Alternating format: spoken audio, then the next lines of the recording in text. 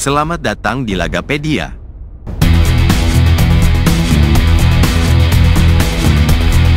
Update hasil pertandingan Liga Premier Inggris musim 2024-2025.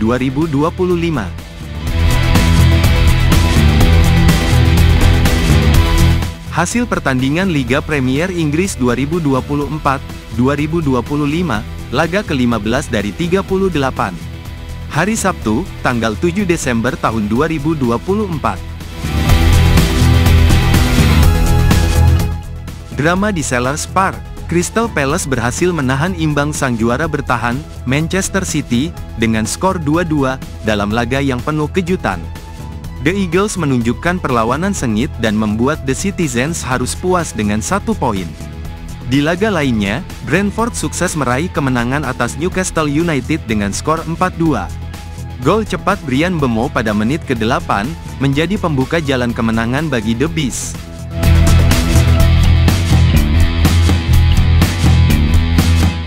Dalam laga yang sangat ketat, Aston Villa berhasil meraih 3 poin penuh setelah mengalahkan Southampton dengan skor 1-0. Performa gemilang John Durian menjadi pahlawan kemenangan Aston Villa setelah mencetak gol tunggal pada menit ke-24. Namun, kejutan terjadi di Old Trafford, di mana tuan rumah Manchester United kalah 2-3 dari Nottingham Forest. Anak asuh Nuno Espirito Santo menunjukkan permainan impresif dan berhasil mencuri 3 poin di kandang United, mengukir kemenangan dramatis yang menggemparkan publik Old Trafford.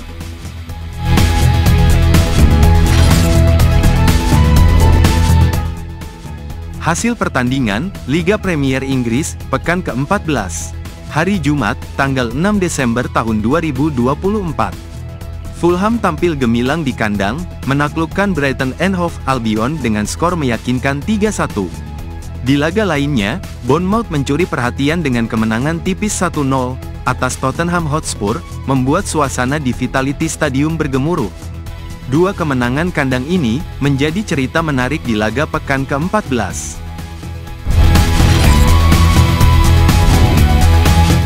Hasil pertandingan Liga Premier Inggris, pekan ke-14. Hari Kamis, tanggal 5 Desember tahun 2024. Tuan rumah Everton tampil perkasa di Goodison Park dengan menghancurkan Wolverhampton Wanderers, 4-0. Dukungan penuh dari para supporter menjadi energi tambahan bagi Everton untuk mendominasi sepanjang pertandingan. Di Etihad Stadium, Manchester City kembali bangkit dengan menundukkan Nottingham Forest, 3-0. Erling Haaland dan rekan-rekan, menunjukkan kelas mereka sebagai juara bertahan Liga Premier Inggris.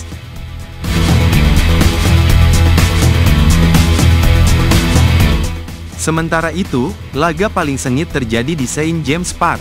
Newcastle United dan Liverpool menyajikan pertarungan dramatis yang berakhir dengan skor 3-3. Chelsea mencuri perhatian di St Mary's Stadium, dengan menghancurkan Southampton 5-1. The Blues tampil gemilang dan membawa pulang 3 poin dengan gaya. Sementara itu, di Emirates Stadium, Arsenal menundukkan Manchester United, 2-0. Gol-gol dari Jurrien Timber dan William Saliba, memastikan kemenangan yang mengukuhkan posisi meriam London di papan atas. Di Villa Park, Aston Villa terus menunjukkan konsistensi. The Villains sukses menaklukkan Brentford dengan skor 3-1, dalam laga penuh energi dari awal hingga akhir.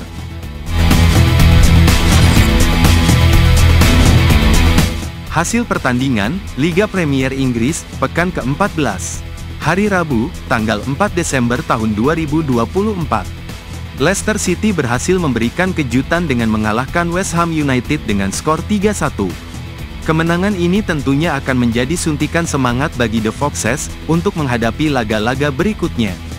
Di Portman Road, Ipswich Town harus mengakui keunggulan tamunya, Crystal Palace. Gol tunggal Jean-Philippe Mateta memastikan kemenangan tipis 0-1, yang cukup bagi The Eagles untuk membawa pulang 3 poin berharga.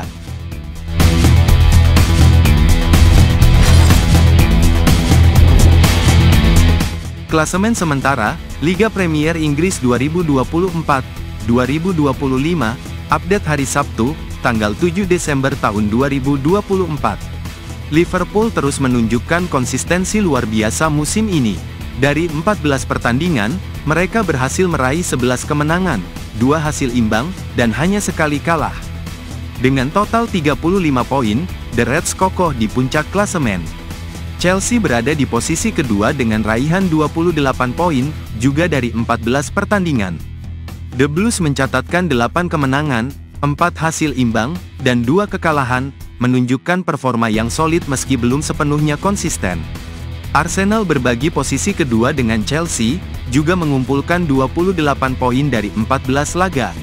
Tim asuhan Mikel Arteta mencatatkan jumlah kemenangan dan hasil imbang yang sama dengan Chelsea, dengan 8 kemenangan dan 4 hasil imbang, serta 2 kekalahan. Manchester City, juara bertahan, saat ini menempati posisi keempat dengan 27 poin dari 15 pertandingan. Meski memiliki 1 laga lebih banyak dibandingkan tim-tim di atas mereka, City berhasil meraih 8 kemenangan, 3 hasil imbang, dan 4 kekalahan. Nottingham Forest tampil mengesankan musim ini, berada di peringkat kelima dengan 25 poin dari 15 pertandingan. Tim asuhan Nuno Espirito Santo ini mengantongi 7 kemenangan, 4 hasil imbang, dan 4 kekalahan, menunjukkan mereka mampu bersaing di papan atas.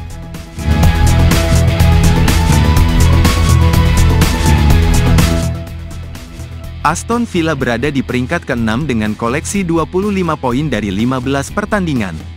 Tim besutan Unai Emery berhasil meraih 7 kemenangan, 4 hasil imbang, dan 4 kekalahan, menunjukkan bahwa mereka memiliki potensi untuk tetap bersaing di papan tengah dan bahkan mencatatkan hasil positif melawan tim-tim besar. Brentford menempati posisi ke-7 dengan 23 poin dari 15 pertandingan. Meskipun memiliki jumlah kemenangan yang sama dengan Aston Villa, 7 kali menang, The Bees hanya mencatatkan 2 hasil imbang dan 6 kekalahan, yang menghambat mereka untuk merangkak lebih tinggi di klasemen. Brighton, yang hanya bermain 14 pertandingan sejauh ini, berada di peringkat ke-8 dengan 23 poin. Tim asuhan Fabian Hurzeler meraih 6 kemenangan dan 5 hasil imbang, sementara hanya 3 kali kalah, menunjukkan daya saing yang solid meskipun sedikit terhambat oleh jadwal yang padat.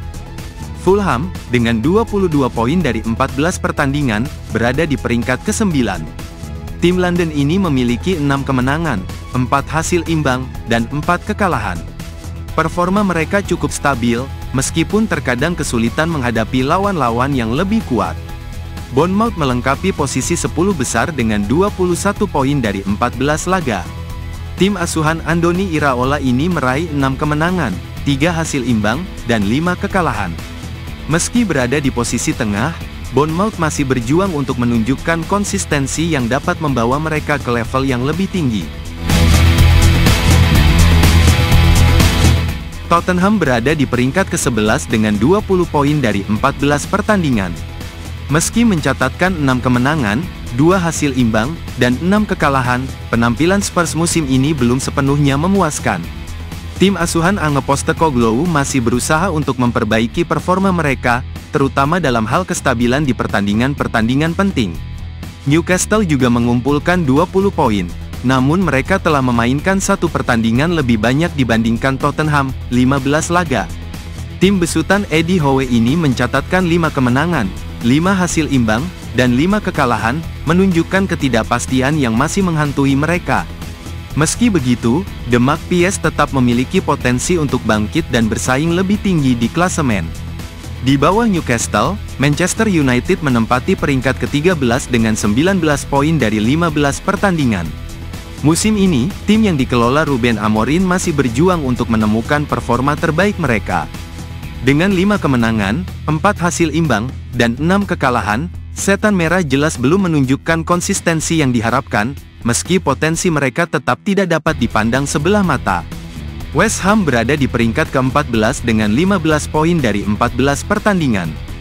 The Hammers hanya meraih 4 kemenangan, 3 hasil imbang, dan 7 kekalahan sejauh ini. Penampilan mereka masih kurang meyakinkan, dan tim asuhan Julen Lopetegui harus segera memperbaiki hasil mereka agar tidak terperosok lebih dalam ke zona degradasi.